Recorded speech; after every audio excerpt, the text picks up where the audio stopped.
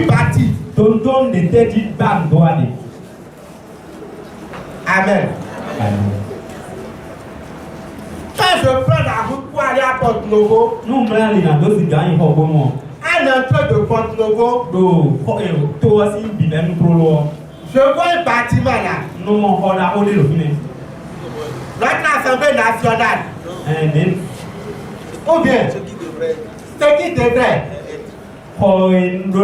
Assemblée nationale d'Ali. On a commencé la construction. On a investi des milliards. 14 milliards. On a investi 14 milliards. Peut-être ne fait pas ce qu'on appelle milliard. Avec 1 milliard, tu peux manger 1 million par mois pendant 83 ans. Ils ont investi 14 milliards. Mais ce bâtiment aujourd'hui, ils ont ramassé ça. Ils ont démoli ça. Pourquoi? Parce qu'ils ont dit que le fondement n'est pas bien. Le fondement n'est pas solide. Et ils ont pris la décision. Malgré les milliards qu'on a investis, ils ont pris la décision de détruire ce bâtiment-là. Parce que le fondement n'est pas solide. On veut construire notre chapelle. Qu'est-ce qu'on va faire? On a déjà un bâtiment. On fait traitement pour les taxes, ça non?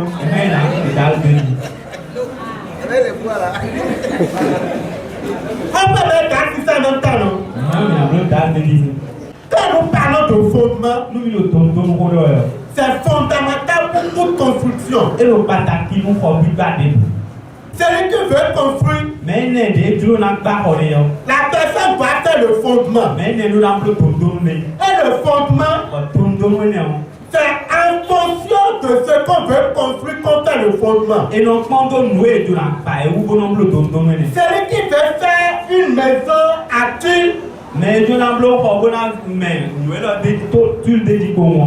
fondement qu'il doit faire.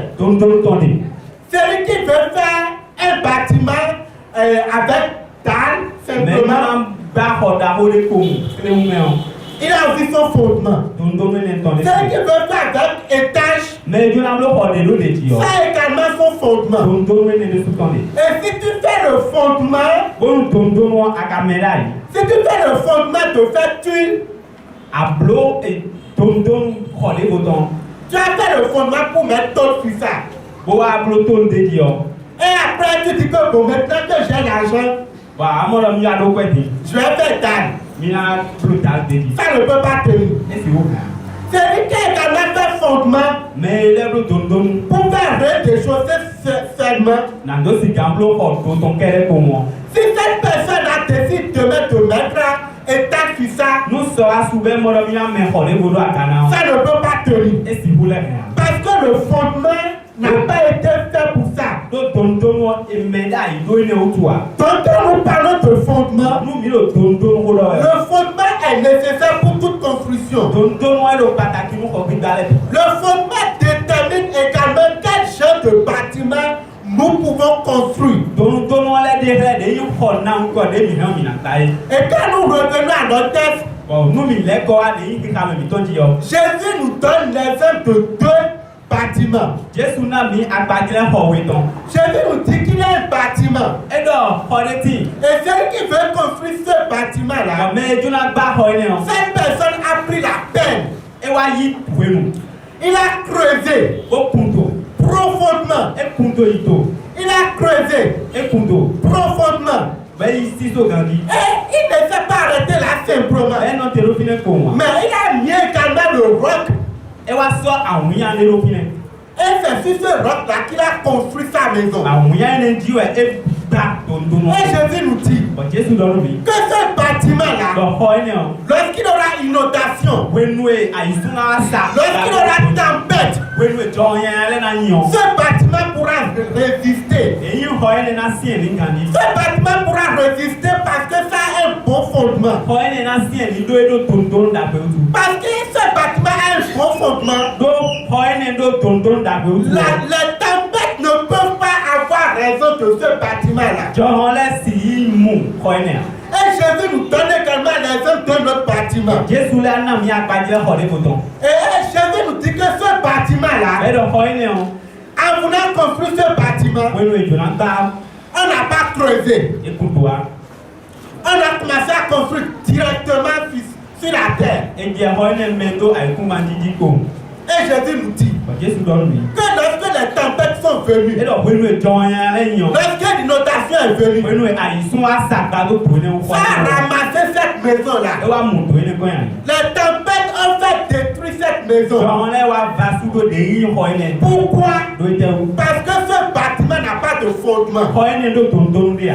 Et donc, quand nous parlons de fondement, Onu mi do tonton ko do yo. c'est important. E do pataki. Et donc, dans notre deuxième texte, Do bi ka me we do mi to me on. on nous montre E de hele bi qu'il a un fondement. do tonton de ti. Qu'il a un fondement Tonton de ti. qui a été mis en place. Be médaille. Et ce fondement-là Bo tonton we ne on. a été réalisé avec une pierre. Amuyande we e to so dai na. Une pierre éprouvée. Amuyande e to kon. C'est-à-dire une pierre qu'on a testée. E do amuyande e to kon. Une pierre qu'on a testée. E hule ko gandi. Et on a vu que cette pierre-là, Be mo da amuyande. ça peut réellement servir de fondement. E he na ni tonton mo ko ene. Donc, cette pierre-là n'est pas n'importe quelle pierre. Mo awuyande ni awuyan pa. Et on nous dit après que c'est une pierre de prix. Be wa don mi do awuyande ni awuyan akwe ho nu de. Une pierre de valeur. Awuyan akwe ho nu de. Une pierre qu'on a achetée avec un grand prix. Awuyan de ho ko lo akwe da ho ko e. Et on dit maintenant que c'est la pierre angulaire. Be do e wa ni awuyan tonton. Et quand on parle de la pierre angulaire, Onu e do awuyan tonton ko lo. c'est la pièce maîtresse. E awuyan tati yo. C'est la pièce maîtresse. Awuyan tonton de we. C'est-à-dire, cette pierre-là, E do awuyan ne o. sans cette pierre, on ne peut pas construire une maison solide et durable. Awuyan ne me vo e si bu ba ho de sien ni o na go be na san ko ni fu. Et quand nous revenons maintenant dans le livre de Pierre, Onu mi le ko wa Peter si we ma me o. Pierre nous montre que cette pierre-là, c'est Jésus-Christ. Peter de fle mi lo awuyan ne Jésus Christ we. Et donc, Pierre nous montre clairement que Jésus est le vrai fondement. Peter de fle mi lo Jésus e tonton da pe yo. Pierre nous a montré clairement que c'est Jésus qui est la pierre angulaire. E de fle mi lo Jésus we ni awuyan tonton. Et nous pouvons lire ceci dans le livre de 1 Pierre chapitre 2, versets 6 à 7. Bon mi na mo lo alo we ma nu ko ton Peter ton. Et donc, Jésus est le vrai fondement. Jésus e tonton nu ko. C'est Jésus qui est le vrai fondement. E we ni tonton nu ko. Et lorsque nous voulons bâtir notre vie, Bo we mi tuna gba pe mi ton. nous devons bâtir notre vie sur Jésus-Christ. Mi na gba pe mi ton lo Jésus di. Nous devons bâtir tout ce que nous faisons, toute notre structure sur Jésus-Christ. We mi do le bi mi na gba lo Jésus di. Et Esaïe nous a clairement dit Bon Esaïe si o ma don mi. que celui-là qui bâtit, E do mene de me hoton. celui-là qui s'appuie sur Christ, Mene de ganje Christ di yo. cette personne-là Mene o. a un bon fondement. E don do to lili.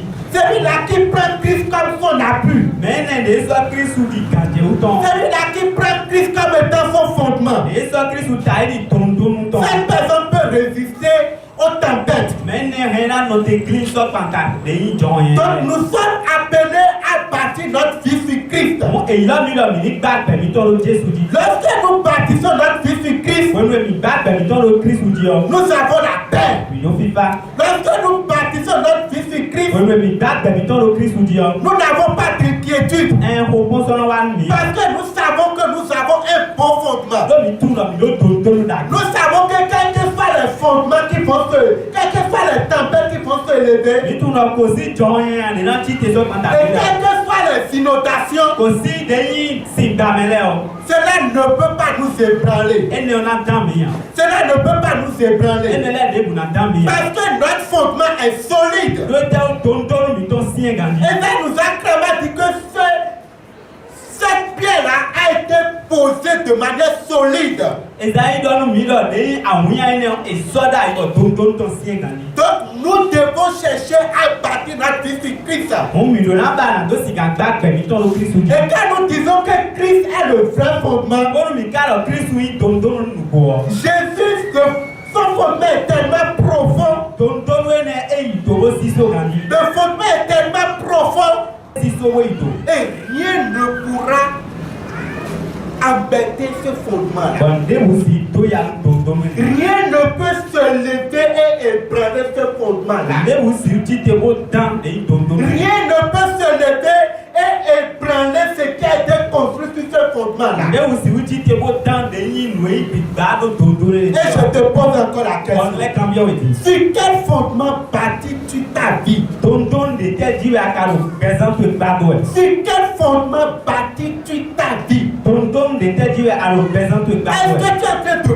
bâtir ta vie sur le bon fondement? À Caro, bateau, bateau, tonton nous quoi, Dieu. Est-ce que tu es en train de bâtir les structures de ta vie sur le bon fondement? À Caro, à Caro, présente le temps, les bruits, bateau, tonton nous quoi, Dieu. Ou bien tu es en train de bâtir ta vie sur d'autres fondements? Kabi, à nos tonton dévolé, va nous présente le bateau. Oui, il y a d'autres fondements. Des tonton dévolé. Il y a d'autres fondements. Tonton dévolé. Et ces fondements-là Tonton est là. sont fragiles. Il est sien des bois. Ces fondements-là Tonton est là. sont fragiles. Et d'autres, La richesse. donc, Il y a d'autres personnes mais les latins. qui bâtissent leur vie sur la richesse. Mais non, pas à présent, ils sont d'autres. Il y a d'autres personnes Mais les latins. qui bâtissent leur vie sur leur intelligence. Mais non, pas à présent, ils sont nous tout. Ils bâtissent leur vie sur leur étude, Et non, pas à présent, ils sont nous confondre. sur leur popularité, Des yi mais les mais et tout les dit. sur les principes de ce monde, Kabi des yi à dit que ben mais ton sur les orgueils, des yi goyi les. sur leurs parents. Kabi médito et ton les. J'ai évangélisé un jour en Belgique. Quand on a pris là de Benito. Et il m'a dit, je suis chrétien, Et le Christian va y je suis chrétien. ni Christian. Mon grand-papa est catholique, Et grand parti catholique. son grand-papa est catholique. Des yi grand parti catholique. Donc il m'a mis les chrétiens. Ben les gens qui Christian. Amen. Sur quel fondement tu as fait de bâtir ta vie? Tonton de tel Dieu à le bateau. Si tu bâtis ta vie Nous à le bateau. sur un fondement fragile Do des yi tonton des massien. qu'on a cité tout à l'heure, Comme il a zané du lait. tu ne peux pas résister. Asi non te kila. Quand les tempêtes vont venir, When we join le nani. tu ne peux pas résister. Asi usien nia. Et les tempêtes But join le. sont inévitables. Misi vous pour akbana. Les tempêtes Join le. sont inévitables. Misi vous pour akbana. Les tempêtes vont venir. Join le na wa tebe.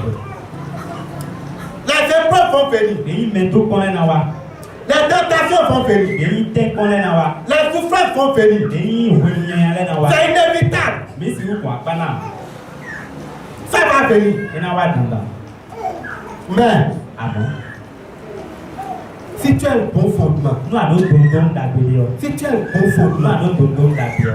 ces épreuves-là, Des yi mento konle le. ces tentations, Des yi te konle le. ces souffrances Des yi yatidie le. ne pourront pas t'ébranler. Et si vous down ya. Si tu bâtis ta vie Nous à bateau. sur le bon fondement, Nous tonton d'abelio. quand ces moments d'épreuve vont venir, When nous mento ponto ene na quand wa. ces moments de souffrance vont venir, When nous versi c'est toi ene na quand wa. les tempêtes vont se lever, When nous join ya na titio.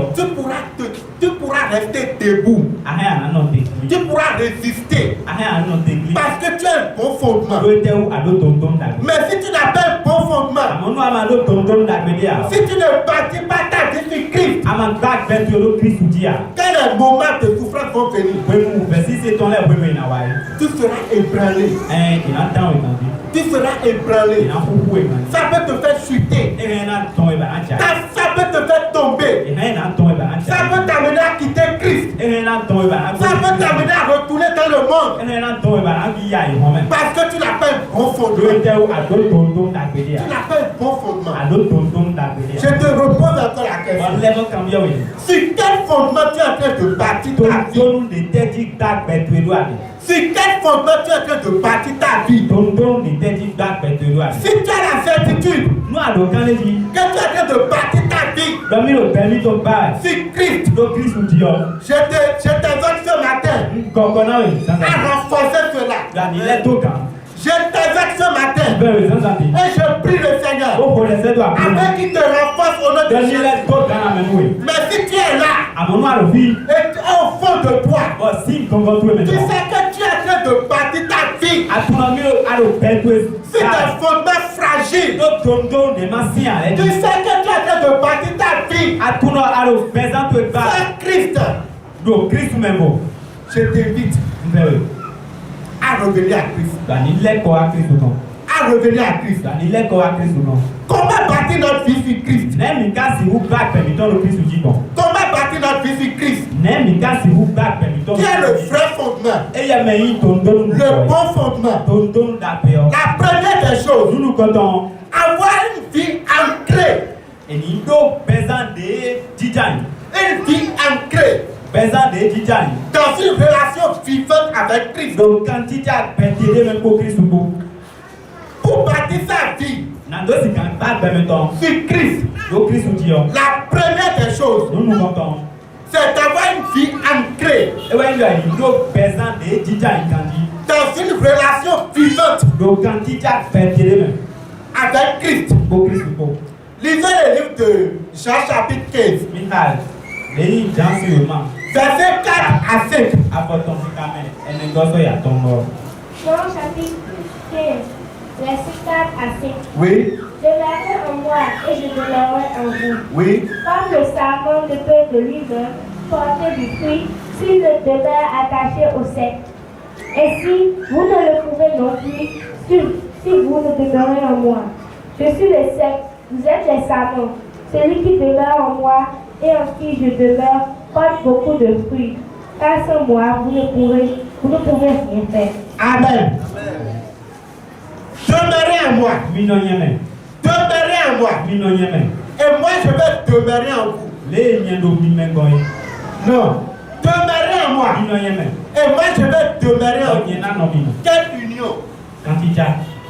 Demeurez en moi. Mino yeme. Et moi, Bonye. je vais demeurer en vous. Awa no mino. Et Christ va maintenant nous donner les œuvres de Samuel et de Seth. Bon Christ wa na mi akadele ala koro dundon. Imaginez si on coupe les branches d'un arbre. Mi bonu eja ala ei atine to. Qu'est-ce qui se passe? Bien non do. Ces branches-là perdent la vie. Ala ni le no ku. Ces branches-là n'ont plus pousse. Ala ni le so do ke proton. C'est ce que Jésus est en train de c'est à cela que Jésus est en train de comparer notre relation avec lui. Akadele de na Jésus de on so quand ta kantija mi ton ko. Demeurer en Christ, Et ni non Christ ou même. cela signifie s'attacher à lui. Et ouais il ni tête au Christ. S'attacher à lui. Et ni tête au Christ. Comme le salmon Di ala donc. dépend de la vigne. Ide ala no do be do bon don don da. Notre vie également doit dépendre totalement du Christ. Be mi ton do na do be no Christ ou. Et nous devons savoir que sans Christ, nous ne pouvons rien faire. Mi do na ton do Christ même bo mi kun si vous le Tout ce que tu fais sans Christ, nous de gloire de bon et ne et le Christ même bo. c'est Hélène de 1. Oh boy. Hélène de 1. Oh boy.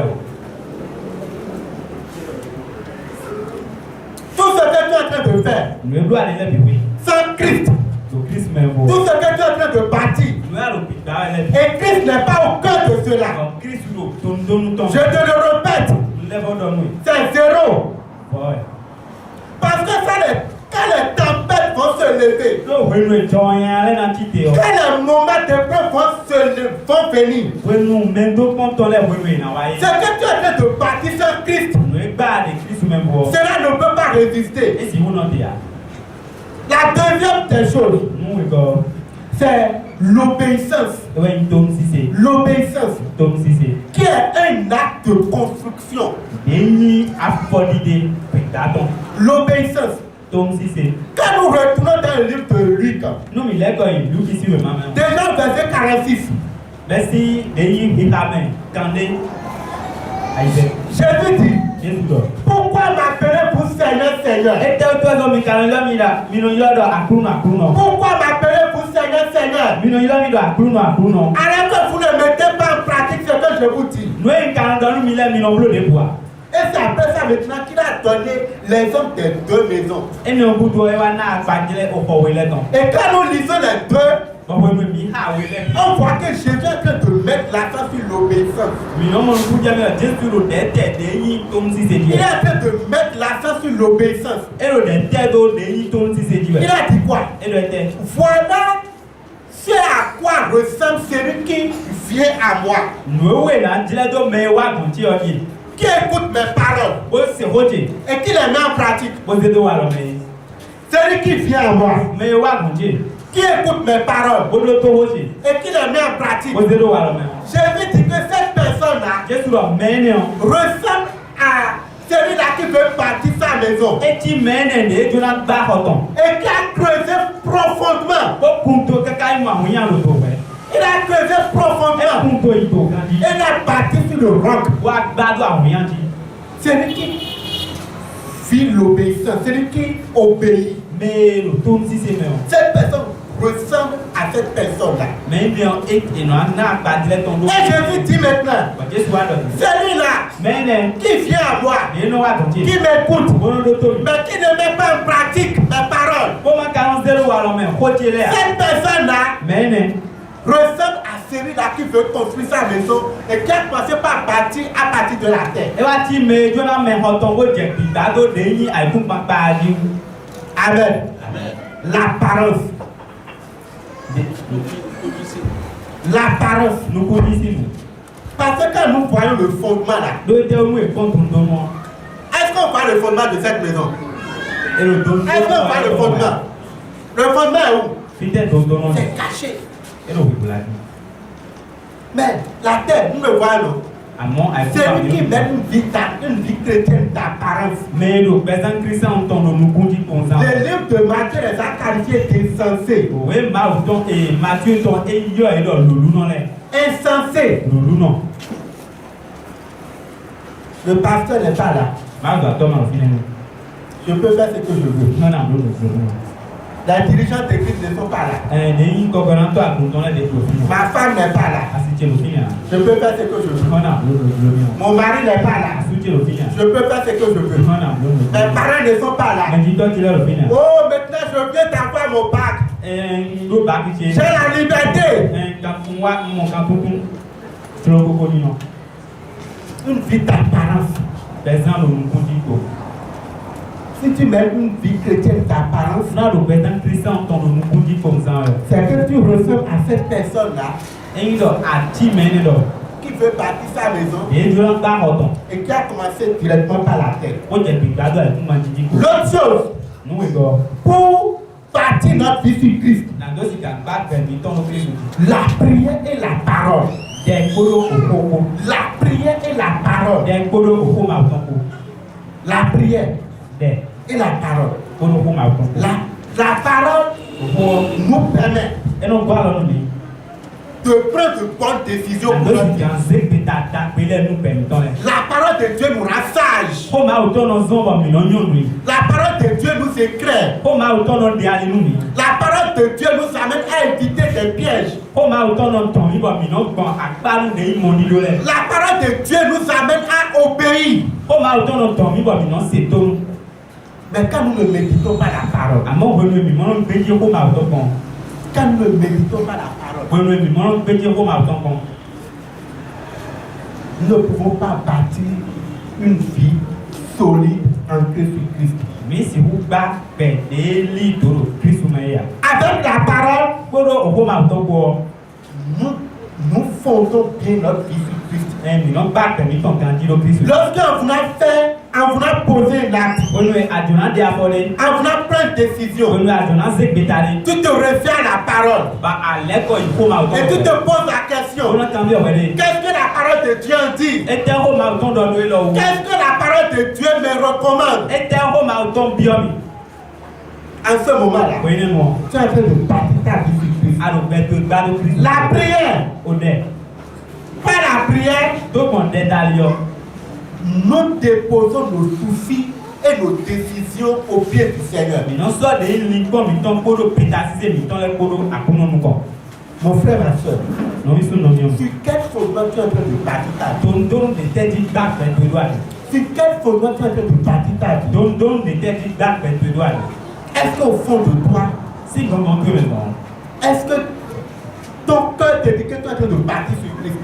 Et t'es donné à y hatouer, et qu'à donner à l'eau, faire tes bagues au Christ du verre. Quel témoignage d'esprit de Dieu est en train de te faire actuellement? Condi de tête n'a oué, puis bon, ma autant de Est-ce que l'esprit de Dieu te convainc puis bon, ma autant qu'à n'a le temps de dire. que tu es en train de bâtir sur Christ? Donc, à l'eau, faire tes bagues au Christ du verre.